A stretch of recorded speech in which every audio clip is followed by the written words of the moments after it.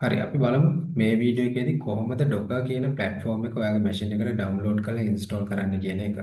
මෙන්න මේ Docker කියන platform එක අපිට අවශ්‍ය වෙන්නේ N8 කියන tool එක අපේ machine එකට install කරගන්න. N8 කියන tool එක install කරන්න අපිට අවශ්‍යයි configuration, dependencies, node.js වගේ දේවල් අවශ්‍ය වෙනවා.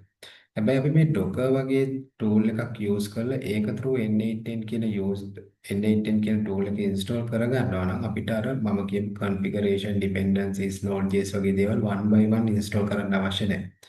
අපි අපේ Docker එක through N8 කියන tool එක install කරාම අර මම කලින් කියපු දේවල් automatically අපේ Docker container එකට install වෙනවා.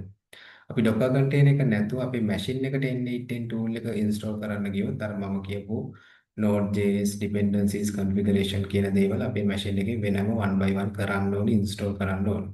ඒ නිසා අපි N8 කියන tool එක install කරන්න Docker container එක use කරමු. Docker කියන platform එක use කරමු. ඒක through අපි N8 කියන tool එක install කරගමු.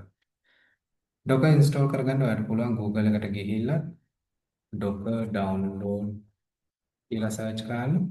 ඒ පළවෙනි link එකට ගිහිල්ලා මෙන්න මෙතනින් ඔයාගේ machine එකට අවශ්‍ය කරන version එක download කරන්න පුළුවන්. මම මෙතන AMD64 කියන එක ගන්නවා.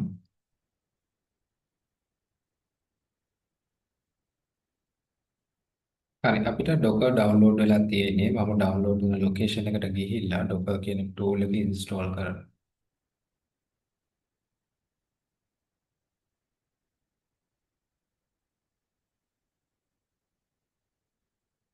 මෙතන මේ එන configuration මම මේ විදිහටම තියලා මම OK කියන බටන් එක ක්ලික් කරනවා.